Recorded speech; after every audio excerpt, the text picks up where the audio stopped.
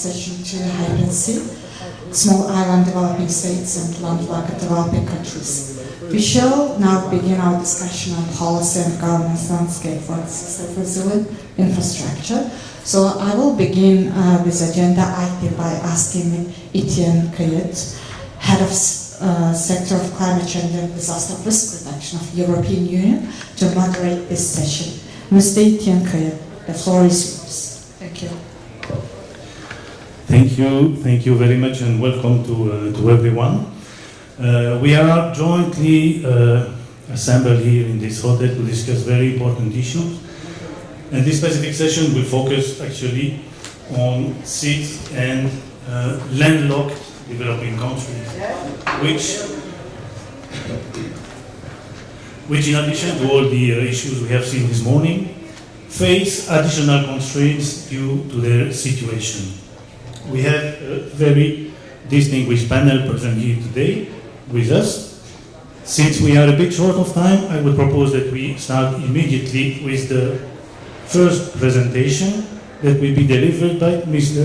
Arghya Sinha Roy from the Asian Development Bank.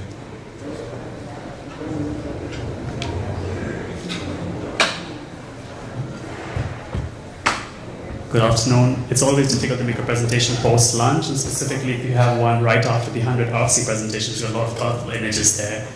Nevertheless, I'll try my best. So over here, the focus is on policy and governance landscape for disaster-resilient infrastructure, with the context specific being the small island developing countries and the landlocked developing countries. Now, I'm from the Asian Development Bank, and many of our developing member states are actually SIDS and the LLDCs, including the ones in Central Asia, South Asia, Southeast and East Asia. So my presentation is not country-specific, but more of a regional one, and some of the common issues these countries face. Of course, we know that looking at the SIDS, some of the issues are related to the narrow resource base, the small domestic market, heavy dependence on external and remote markets, as a result of which high infrastructure costs in transport, energy, telecommunication. The SIDS are also very vulnerable to shocks and slowdowns and stresses experienced both domestically, but also in the region and neighboring countries. And though we tend to cluster SIDS together, there are also differences between them because some of them are quite big, some of them are geographically spread, and some of them have very high income levels compared to the others. On the other hand, we're talking about landlocked developing countries, which have different kind of challenges, with no access to seeds, largely challenges related to trade, as a result of which high infrastructure costs, particularly in the transport sector, also vulnerable to shocks and stresses. There's a heavy reliance on the neighboring countries for trade. So in this context, when we're talking about disaster-resilient infrastructure, what kind of policy and governance mechanism is required? Now, I have structured the presentation purposely around three thematic pillars, which were the previous session, around risk assessment, around standards, around recovery and reconstruction, so there's continuity in our thinking. So in terms of risk assessment, some of the policy measures, what we feel is critical is a policy level political commitment to understand risk, both current and future risk, and how that understanding should inform longer-term decision-making in order to ensure we're not locking in risks, but also to ensure that the knock-on effects on the supply chain within the country and the region is well understood. And this was highlighted in Jin's opening remarks about looking at infrastructure not as an asset only, but at the entire systems level. It's also important to understand risk in order to enable development not in high-risk areas, and to also understand how risk, which is changing nature, may change the demand of infrastructure of particular kind. But it's not enough only to do understanding risk, it's also important to understand what are the critical infrastructure which are at risk. And the critical infrastructure could be in specific sectors, but in each sector there is specific assets, and within each asset specific characteristic features which are critical. But it's important to understand the criticality from both points of it's important to the service they deliver, but also the consequences of failure and interdependencies. And it's critical to know that for critical infrastructure, what is critical today may not be critical tomorrow. So it is a changing process, and that's why we need to understand that. There should be a policy environment to disclosure of climate and disaster risk, especially in the private sector, including the financial sector. And when you're talking about countries which are very regionally well connected, there's a huge need for better regional cooperation on risk assessments, for sharing risk information between the countries and the region, so that one could benefit from each other's knowledge and understanding. In terms of the governance for risk assessments, there's a need for collaborative governance framework, both at the national level, but also the regional level, that treats risk assessments more as a process and not as a one-off exercise. And this is important because risk is dynamic, it continuously changes. The risk assessment process also has to be a continuous process. It's also important to understand that we often make a mistake of doing a risk assessment and then informing the decision makers or the users, this is a result of risk assessment, please use it. We need to change that perspective and get the end users right in the beginning of the risk assessment process. Because if we see the results of risk assessments, the kind of results they produce are quite different for different users. Because a risk assessment will give you the geographical location of a particular area at high risk, or a sector at high risk, or how much a risk will cost. But depending where you're coming from, a sector ministry or Ministry of Planning and Finance, the metrics you need for risk assessment is very different. So unless you understand what the users need, it's very difficult for us to scope a risk assessment and which is usable. Of course, the importance of institutional arrangements for collection, coalition, analysis and sharing of data is critical. There has to be an incentive mechanism in place to make sure the results of risk assessments are used and one is rewarded for using such results, and suitable indicators are developed to promote resilience building. For example, indicator for road to make flood-proof roads may not be ideal as kilometers of road which are flood-proofed, but maybe about changing the alignment of the road to make sure the road is hazard resilience. And last but not the least is look at the mechanism, the governance mechanism for communicating the scope and also the limitations of risk assessment. Because sometimes you might do a risk modeling exercise looking at only the primary hazards like an earthquake and not consider the secondary hazard like a tsunami. But decision maker may not know that, so it's important to communicate the limitations very clearly. Moving to the second pillar in terms of design, regulation and standards, we heard in the earlier session on standards that infrastructure codes need to be updated based on historical events, but also looking at impacts of climate change as the Government of Canada presented. But we have to be realistic in the small island countries and landlocked countries. Often they rely on international codes or codes of the neighboring countries, which may not have faced these hazards. So it's important to revisit these codes once your country has faced a hazard and see if there's a need to update or include certain considerations. Infrastructure standards needs to look at the performance of an asset or infrastructure and not just looking at the human safety or the losses reduced, but in terms of also making sure the infrastructure maintains its functionality when an event happens. Of course, a lot of discussions on ensuring the standards are not only looking at structural elements, but bringing in non-structural elements and green infrastructure and flexible design solutions as Amit presented earlier on. There's a critical need to build in redundancy in the case of small and companies, LLDCs, because they are dependent on not only infrastructure within their country, but sometimes infrastructure in the neighboring countries. So how can we build in such, purposely build in some spares capacity within the system? Sorry, my slides have, some of the fonts have gone down. And lastly is setting disaster and climate resilient requirements in the public-private partnership bids is actually critical to make sure the performance of such investments are looking at resilience. In terms of governance mechanisms, the need to set up institutional setup at national level, but maybe also the regional level, which looks at infrastructure standards across sectors and make sure those standards are coherent and not working at cross purposes. It's important to factor in such infrastructure decision-making in the asset management process so that you can influence the entire range of strategic, financial, and technical aspects of the infrastructure.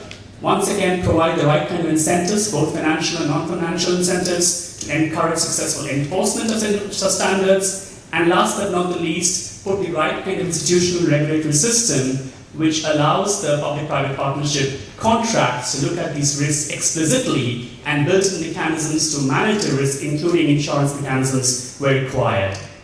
The third pillar, looking at the recovery and reconstruction, we have heard a lot about post-disaster needs assessment, but in small countries there might be more need to have a more regional contract, regional agreement between the countries where there's a common pool of experts available to do such assessments and factor in the recovery planning process, which should ensure the building back better process. It's also important for the countries to understand financially how much the risk and what kind of financial preparedness measures are in place. Because if you have the right financial measures in place which can kick in soon after disaster has happened, then recovery can start soon and the overall impact can be reduced. But some of these financial instruments are suitable at the national level for lower levels of risk, but as the risks go higher, maybe there's a need to look at pooling of risk at the regional level and bring in additional instruments such as insurance and cat bonds, etc. There are also important to have advanced contracting process procedures in place, specifically for critical infrastructure and what kind of contracts in the private sector can be established beforehand. And looking at the governance for recovery and reconstruction, reconstruction is not business as usual, so you need to have in place systems like institutions, procurement procedures, monitoring systems in place, which are quite different from regular development projects. We need to invest in strengthening coordination mechanisms, and we have seen this plenty of times. In many countries, recovery reconstruction is delegated to the state level, to the provincial level, but there's not sufficient dialogue between the national and state level. But also, how do you bring Ministry of Planning, Finance, sector ministries together in the reconstruction process? And last but not the least, the importance of the partnership with the private sector, specifically the insurance sector, to make sure at least the residual risk management processes, your money is available to kickstart the recovery as soon as possible. So with that, I'll stop my presentation. Thank you. Thank you very much, Mr. Roy. We've had a rather comprehensive overview of the first with a reminder of the situation, specific situation of the city and the landlocked countries, and then it was followed by a very, very good and systematic presentation about how governance issues need to be taken care of if we want to approach in a systematic way management of disaster risks. After this rather general presentation, providing a good framework, time now has come to look a bit more into details, into real experience. The first one, I would like to invite Mr. Captain Neville Wint from the Office of Disaster Preparedness and Management from Trinidad and Tobago. You have the floor. Thank you.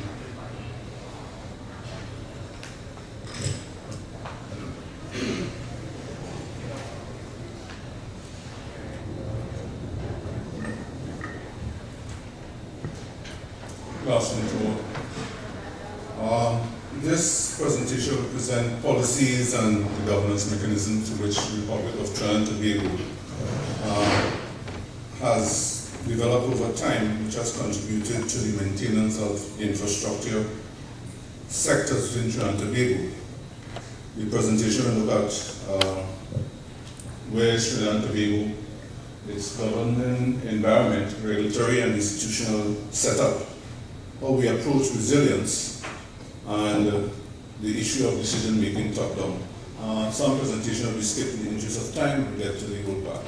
So, the Caribbean region, ladies and gentlemen, faces a number of primary and natural disasters, particularly earthquakes, tropical storms, and hurricanes, and to a lesser extent, volcanic activities. The Caribbean region is the second most hazardous region behind Asia, and Trinidad and Tobago, highlighted in red in the corner, is of no exception to other regions or other islands in the Caribbean as island states. So Trinidad and Tobago is located in the Caribbean Sea between and the Atlantic Ocean and just off the northeast of Venezuela, comprising a total of 5,130 square miles. There's a parliamentary Republican governance structure, our estimated population is 1.3. We are divided into 9 regional corporations at the local government level, which and 3 boroughs, 2 cities, and 1 ward in the special case of Tobago. So we have Trinidad and Tobago. And Tobago stands out for a particular preference as we go on in the presentation. So we have 2 major airports. We have 4 seaports for trade scattered across the island. We have an oil terminal because we are heavily dependent on the petrochemical for GDP, and in total, approximately 9,592 kilometers of road. So this is already one of the highest capital incomes in Latin America. Our oil and gas accounts for almost 40%, and we are considered one of the regional financial capitals in Trinidad and Tobago. Now, through the adaptation of a comprehensive national development planning framework, a document called Vision 30, which is the government's national development strategy and principal strategic planning document, defines priorities for how Trinidad and Tobago will look at its development to the year 2030, and also identifies what needs to be done as far as our facilities and critical facilities. The second line, Tobago House of Assembly, was Trinidad and Tobago to an island state. The formation of the Tobago House of Assembly by an Act of Parliament was done to provide for the making of a better provision for the administration of Tobago. So the dynamics there, 1 state, separate 1 ward between Tobago, with 1 governance structure, central and local, but Tobago has its own assembly that deals with the making for good governance within that particular island state. So what we have done as far as facilities, we have identified 10 facilities or critical sectors that needs to be protected in the interest of the country, and 10 are highlighted there. And in essence, these sectors are self-regulated to the point that international standards, best practice, allow some of these sectors to operate on their own because of the lack of an overarching legal framework that already deals, and most small island states suffer from that. Notwithstanding, the energy sector has a working body. The financial sector, banking, gets together to ensure there's continuity of governance. And as previously mentioned, our GDP is in the energy sector, so that really holds. Other sectors, based on their importance to national development, work together to ensure the infrastructures that they exist within them are maintained, and therefore governance can continue. Continuous governance is critical. So the critical policy framework was developed, the vision for a resilient critical facilities network in Trinidad and Tobago, encompassing all 10 sectors. And this basically sets that framework that allows entity to understand the intent of government and how they can contribute to national development. So that framework is now in the process of being transformed into a plan which will inform and guide how policies are to be developed. It is the intent of the crafters of the policy to secure the basic needs of the citizens of Trinidad and Tobago, nurture that meaningful partnership that we have been discussing for the entire morning from the private sector and critical NGOs and civil society, and clearly define roles and responsibilities for relevant agencies as it relates to appropriate legislation for those authorities to create that environment of safety. And therefore, there are other parts identified there. What is critical for us in this session is the approach to resilience from an institutional framework. The diagram before you sets out how Trinidad and Tobago approach its intent. So we spoke about the policy framework, so we have a policy framework. And there are then the legal and regulatory framework, laws, regulation, codes, and standards. fortunately or unfortunately for us, we don't have an overarching legal document for facilities. We have a total of about 24 pieces of legislation at all speeds to some level of disasters and critical facilities, and therefore those, as I said, are managed by the owners, sector working groups, and critical for sector working groups, all in a harmonized manner, not as some persons might look at it as a best practice of international standards, but it has worked so far. It is not perfect, and we are taking steps to improve it. That now leads to what we call the Disaster Management Advisory Council, which is just basically the local government level NGOs. We have the NSC, which is the National Security Council, which is the interministerial council that looks at national security and looks at the issue of critical infrastructure. And then on top we have the parliamentary body that really looks at the overarching policy issue. The National Disaster Management Authority, or the Office of Disaster Preparedness and Management, looks at has that overarching responsibility for the coordinating and the management of critical facilities and critical protection. Also has the responsibility to coordinate that knowledge management to all stakeholders. In recent times, the government of Tobago has formed what's called an integrated threat assessment unit, which really takes that horizontal scan of threats that affects those 10 identified sectors. But they look at a 3 to 5 year corridor. So they look down the road, identifying the threats, which will now guide policies. This particular unit makes an annual report to the cabinet on threats that affect Trinidad and Tobago, all the sectors, and takes that overarching, futuristic view of threat assessment. It's important to look at the governance linkage, and this slide really shows how Trinidad and Tobago, over time and successfully to date, has been able to link governance from the Parliament, Cabinet, National Security Council, and all entities to the issues of infrastructure resilience from a regulatory policy making, development, straight down to the implementation and recovery. So it really identifies who's playing, where they are playing. Understanding it is partitionary, it is not fully governed, but it has been effective to date. We have not had any major hazard impact over a period of time, and it can lead to a level of complacency, or steps are being taken to really improve our standards. This is how we have been able to manage, one of the Caribbean island states, manage the protection of our infrastructure. And therefore, it allows a decision-making process from top down, the political and administrative context, setting policies, setting administration.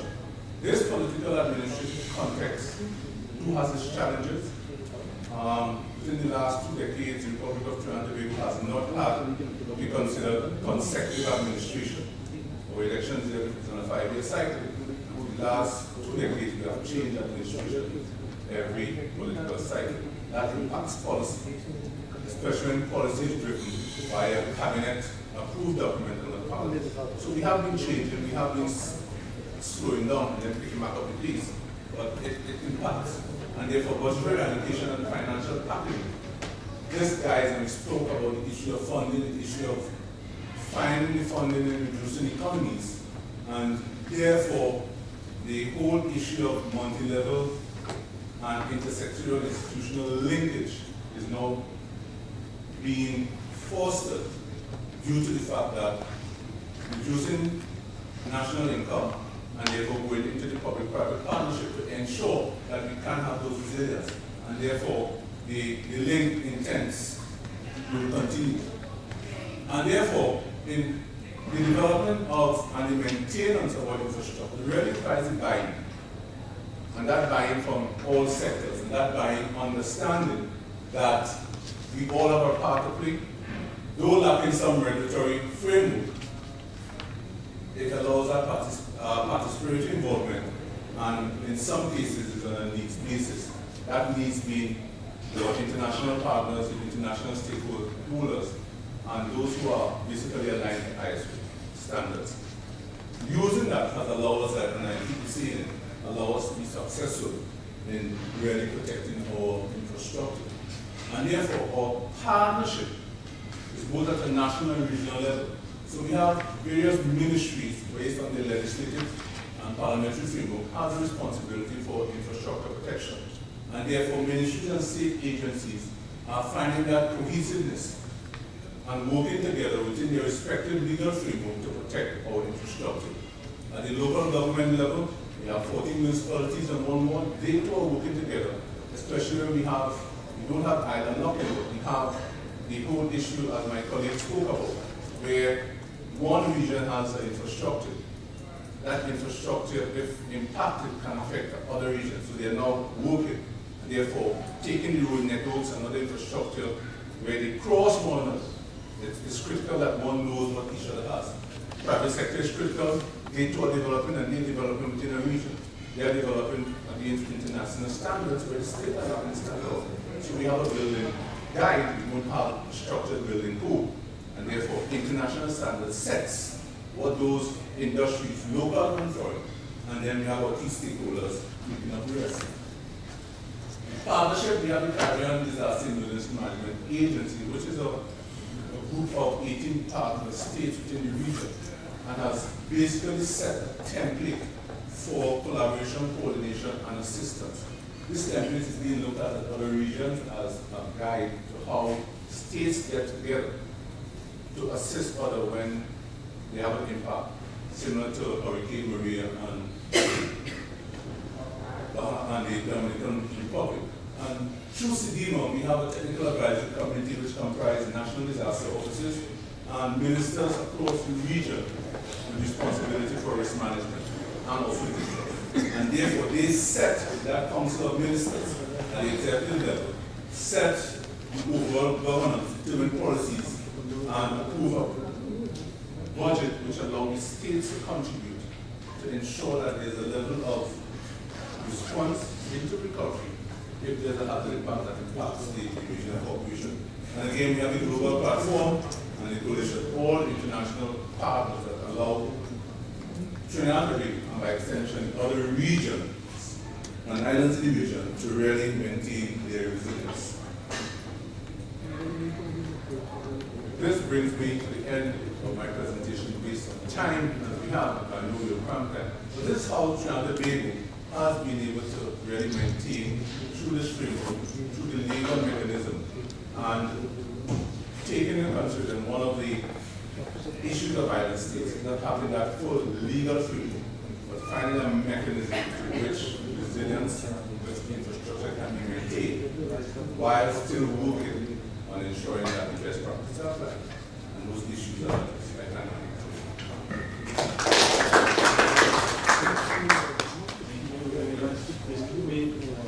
very interesting overview of how Trinidad and Tobago has actually organized itself to deal with disaster risk.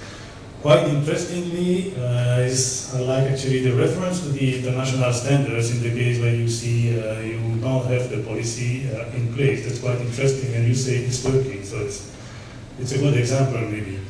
And even if small island, we could see the complexity of the issues we are facing. Just having a look at this diagram showing all the different actors involved in all the different steps of the managing disasters is quite impressive, and it's, I think, a challenge. So let us now fly from the Caribbean to the Indian Ocean. I have the pleasure to welcome Mr. D.Ellayah, I think from the National Disaster Risk Reduction and Management Center in Mauritius. And I think you're also in the presence of Director Mulu in the room here, who may choose to intervene as well if you wish. Thank you. Thank you, Chair.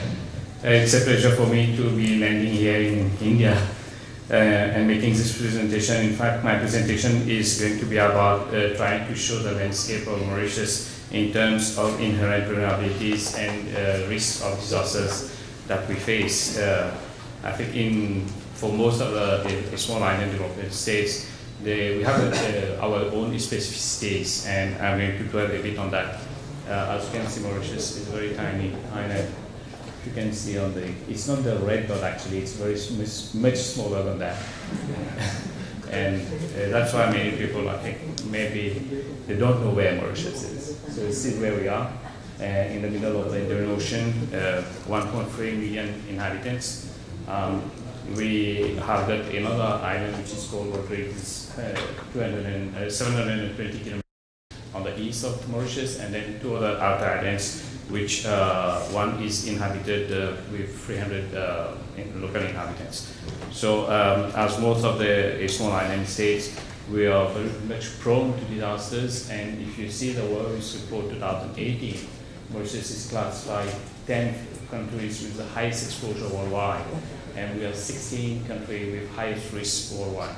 So this makes really very, very difficult for us as small island states to manage disasters. However, we have been able, in sort of difficult situation, been able to set up systems and infrastructure in place where we are managing disasters. So one of the hazards that we may face actually is cyclones. The time that I'm talking to you, we are in the cyclonic season. The average cyclone, named cyclone for the Mauritius usually is 8 to 9. And in this cyclonic season, which is still almost half of its way, we have already had 12 named cyclone systems. So, one of the cyclone systems is just wandering in the Mozambique Channel. We just heard about it. Iwdri, with more than 1,000 casualties already in Mozambique. And then, yeah, we have got Mauritius as tropical climate. We have got microclimates, and those microclimates can, during the morning it is very fair weather, during the day it is very hot, very humid. You like to be on the beach and enjoy the white sand. And then at 1 o'clock it's still raining, and in a few hours it can be catastrophic in terms of high volume of rain in short time.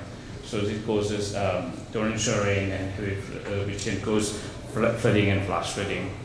And storm surges followed by a passage of cyclone, storm surge, and also heavy swells. And also we face a bit of landslide issues. So I just take a case study of what we experienced in 2013, 30th of March, which is due to be in a few days. We're going to celebrate 6 years of this event.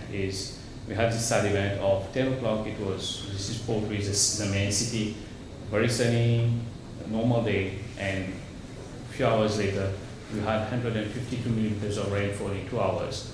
And we had almost some places covered with 2-3 meters of, in the main city, 11 people lost their lives.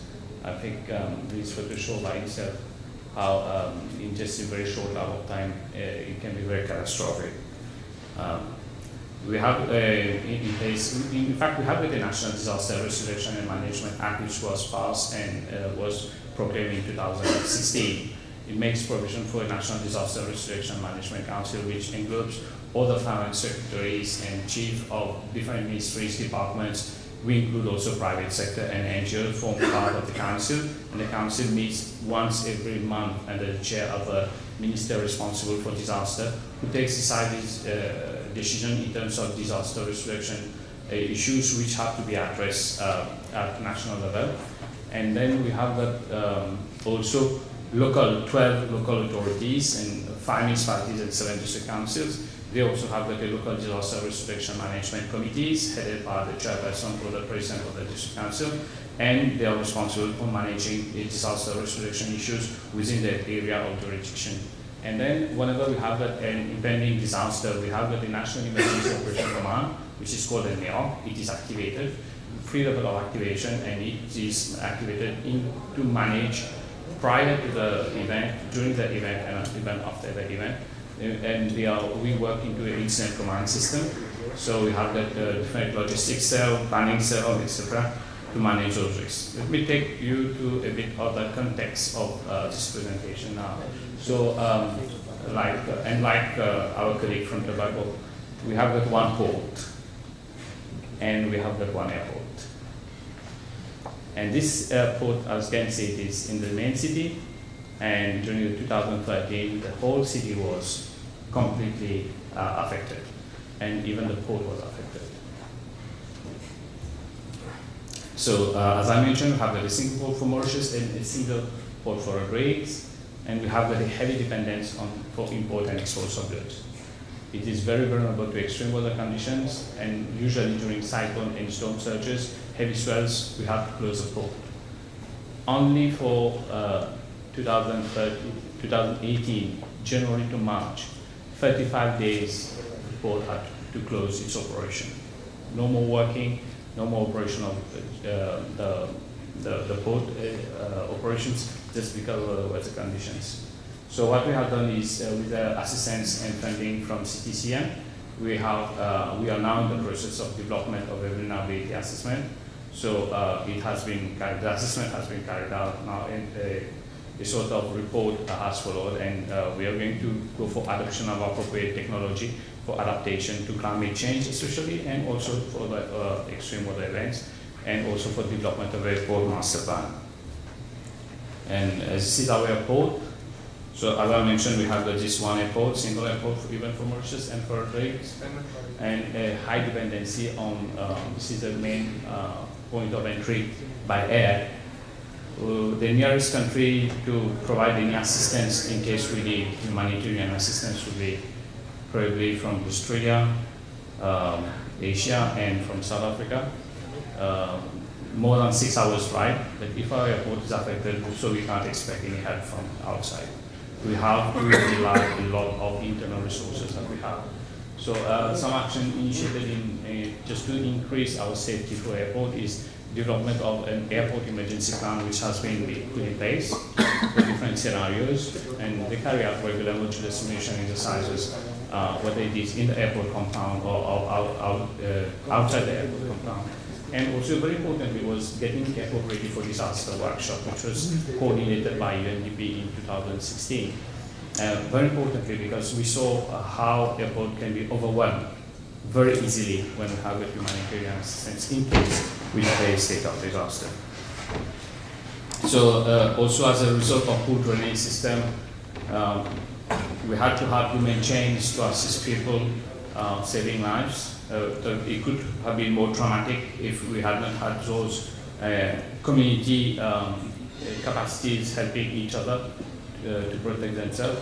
So because we have this frequent flooding due to poor carrying capacity of our drains and rivers, and as you know, with climate change, we are now seeing increased capacity, increased intensity of rainfall. So what government has taken is has put all the land drainage issues under one agency, which is the Land Drainage Authority that has been set up regularly recently, and have come up with a Land Drainage Act, also is a local government legislation to make provision for people, to prevent people from actually tampering with water ways, and also to make provision for even if you have to demolish structures that have been built actually in flooded area or obstructing pathways for water. Development of National Land Drainage Master Plan, which is now in progress. In fact, we have got a digital elevation model which is based on a ratio 1 to 50,000. It's going to be improved 1 to 5,000, so it is in the process. And when we have this high resolution model, we will be able to have a land drainage master plan for Mauritius. Also, drainage impact assessment is now mandatory for major project development, property development projects. This was passed last year. And also a lot of projects for construction of new drains, bridges, to increase the carrying capacity. And also we have got a sort of framework for cleaning, desilting, and dredging of rivers, canals, and water courses, which are actually revisited regularly, and capacity and resources are being allocated from the central government to the local government so that it can implement this type of projects. Regular cleaning and maintenance, of course, of drains, and also heavy sensitization and education campaign on prevention of littering and illegal dumping in rivers, canals, and drains. Also for highway and road infrastructure for transportation, So our government is now implementing this project of a metro express project for mass transportation, because as you can see, small islands, we are limited in terms of space. So insufficient road infrastructure and transportation infrastructure leading to traffic jam and on the network. And this is going to be more severe when we have got issues like ferry for evacuation and so on. So highway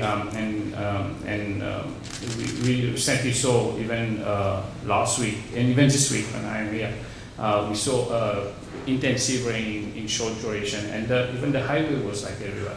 So we have got this issue in rockfall and landslide along the highways. It could be a problem as well. And as I mentioned, limited land for development and road infrastructure. So what government has been doing now is development a national adaptation plan with some sort of priority for road network and infrastructure, and the alternative mass transit system, the Metro Express, which is now in progress, to be commissioned before end of this year, and it is funded by the government of India.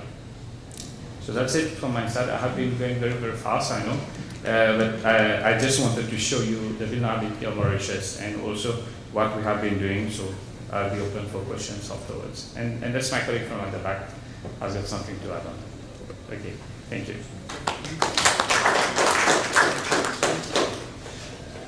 Thank you, Mr. D.Ellayah.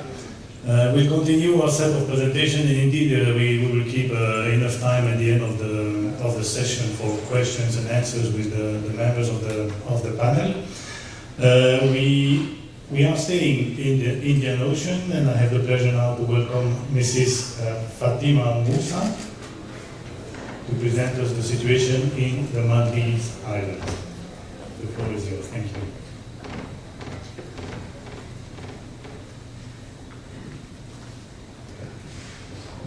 Good evening, everyone.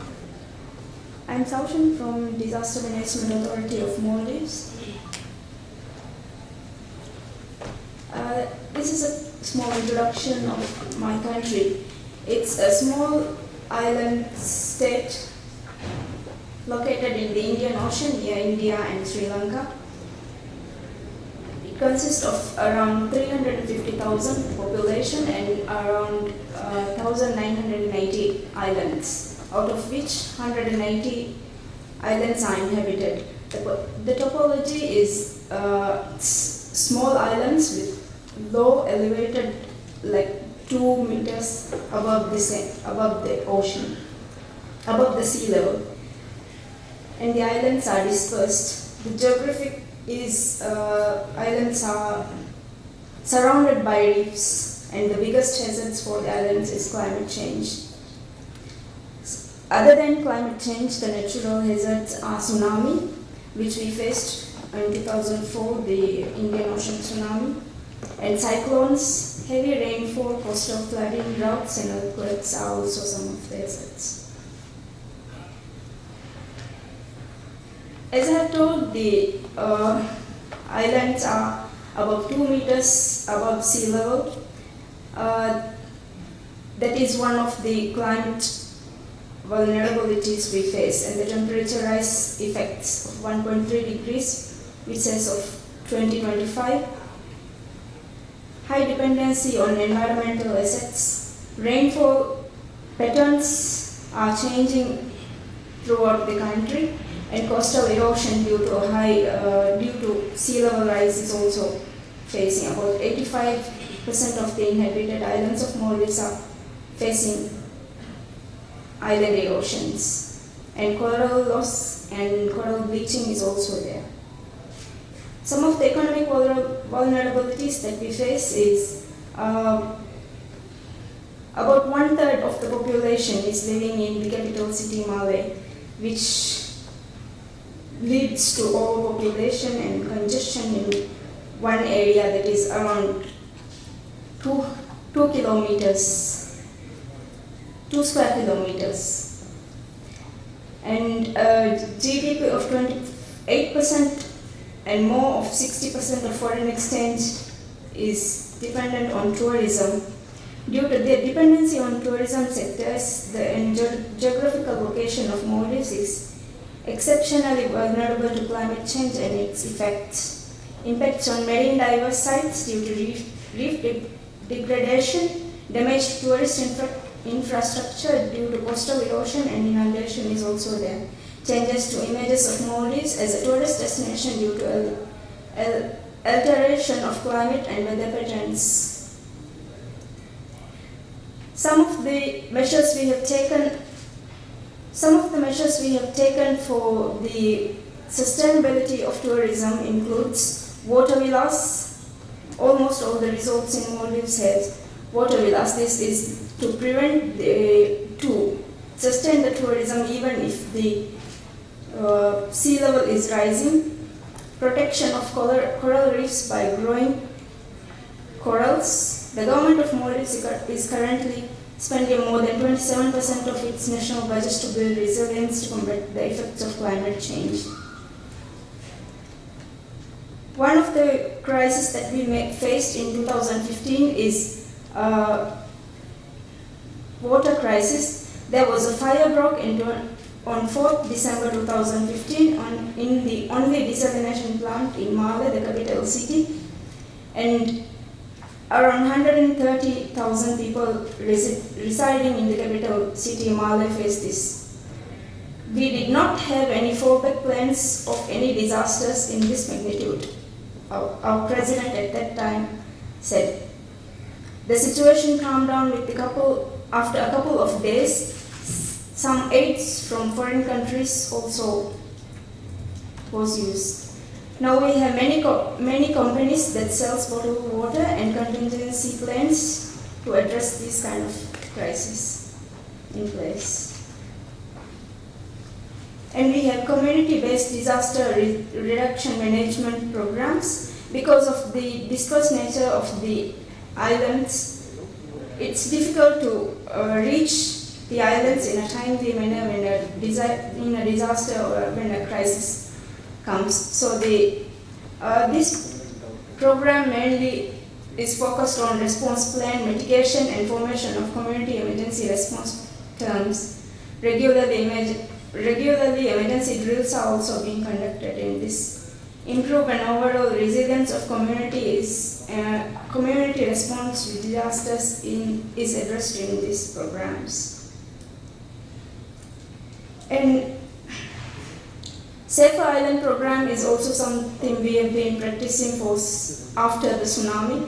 This includes the coastal protection programs, speedy access in emergencies, alternative modes of communication, and energy in emergencies, transport infrastructure, establishing safer zones in islands, buffer stocks of basic food and water, economic vulnerability, social services and housing in each island to have disaster management plans is also focused in this program. This is the case study of Indian Ocean tsunami, which Maldives faced as a mega disaster in the recent history.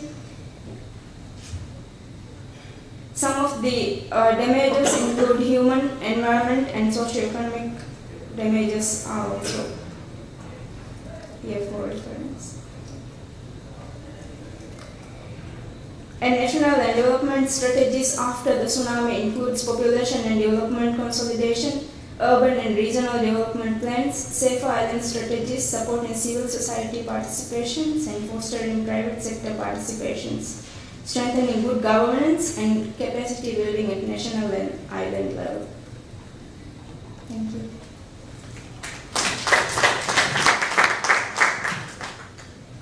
Thank you, Mrs. Shaushan Moosa. Very, very interesting. An interesting illustration as well how, for example, in the case of water, the private sector involvement has actually led to a better resilience if such a crisis has to happen again. And also, the program you have to mobilize the communities for disaster risk management activities is also a good illustration of the importance of mobilizing at the local level for managing these risks. We continue in the islands for a while, and I would like to invite now Mr. N.Boseiwaqa, sorry if I misspell your name, from Fiji Island. We don't have a presentation now, but just some reflections on the Fiji situation. Thank you. Thank you. Good afternoon, everyone.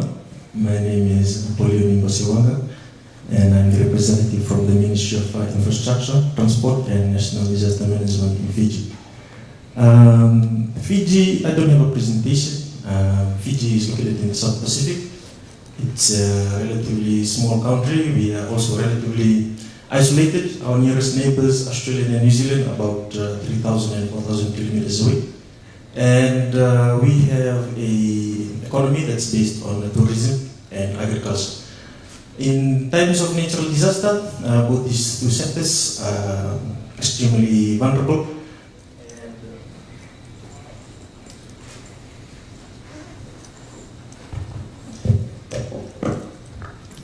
And we have noted an increase in the intensity and frequency of natural disasters.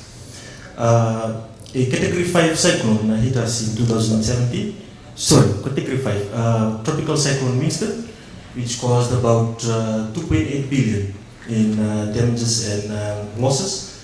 That's in Fijian dollars. And for the infrastructure sector, Tropical Cyclone Winston caused about 180 million in damages and losses. Now, for Fiji, we have also experienced the effects of climate change. Our government has identified around 800 communities across the country will be affected by climate change in the near future. And we have also identified that the majority of these communities will have to be relocated. Thus far, we have relocated around 4 communities due to rising sea levels. And as I said, in the near future, we are looking at the majority of these identified communities to be relocated also.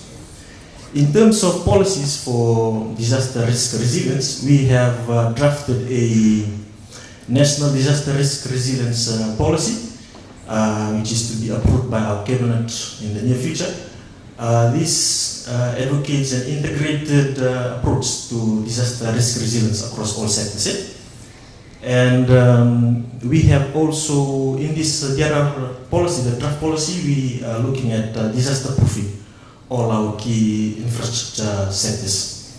And to address climate change and adaptation, we have also a national climate change adaptation policy and also a relocation policy. This is to look at the factors for the communities that will be relocating due to climate change.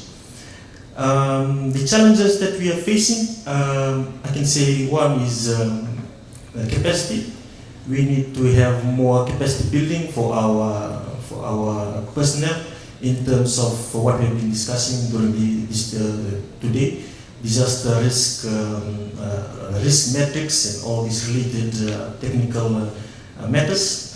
We are finding that we need more training for our personnel. And also financing. This is one area in which we will need support in due to our relatively small economy. We are struggling to find financing for all the policies that we have put in place. In a nutshell, that's what we have put in place for Fiji. Thank you very much.